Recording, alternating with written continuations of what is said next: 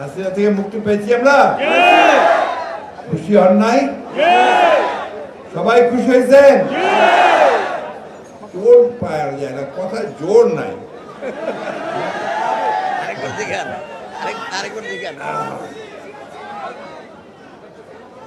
হাসিনা তো শুধু চলে যায় নাই তা না, সে পালাই গেছে না?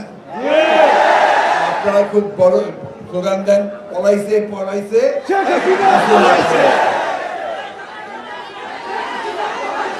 কেন কেন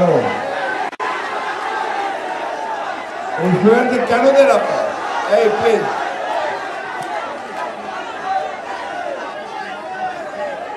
তাই সে যখন ছাত্র শ্রমিক জনতার আন্দোলনের মধ্যে দিয়ে পালিয়ে গেছে, তখন এই দেশের মানুষ হাফ ছেড়ে পাচ্ছে। এখন যাই হোক, আমাকে দম ফেলতে পারতেছি তো না, রাত্রে একটু আরাম করে শুতে পারতেছি না, খালি মনে হয় এই বোধহয় পুলিশ আসলো, এই বোধহয় আমেরিকার সন্ত্রাসীরা আসলো, তাই না? ঠিক কিনা বলেন? ওই জায়গা থেকে বের হয়ে আসছি। এই জন্যই মানুষ একটু আনন্দ করে বলে পলাইছে পলাইছে শেখ হাসিনা। বন্ধুগণ, এই যে শেখ হাসিনা পলাইছে এটা ঠিক, কিন্তু তার যে প্রেতাত্মা ভূত, সেই ভূতগুলো এখন এই দেশের মধ্যে আছে।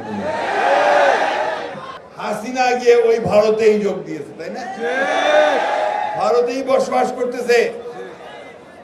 আমরা বারবার করে বলেছি, ভারতের কাছে অনুরোধ করেছি যে আপনারা এমন একজন খুনি কে জায়গা দেবেন না, গণহত্যা যে করেছে তাকে জায়গা দেবেন না, যে আমাদের বাংলাদেশে গণতন্ত্র ধ্বংস করেছে, মানুষকে খুন করেছে এবং অনেক গণহত্যার আসামি হয়েছে, তাই না?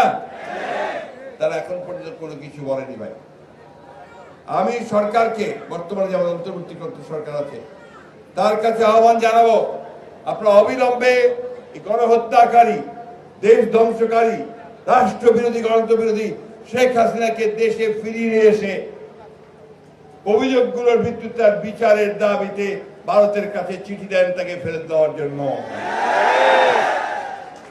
আমরা বারবার করে বলেছি, যেমন কাউকে আশ্রয় দেবেন না যারা বাংলাদেশের ক্ষতি করেছে।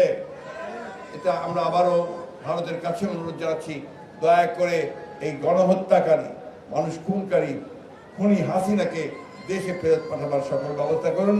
সরকারকে আবারও বলছি, আপনি তার জন্য যে আইনগত ব্যবস্থা আছে সেই আইনগত ব্যবস্থা করুন।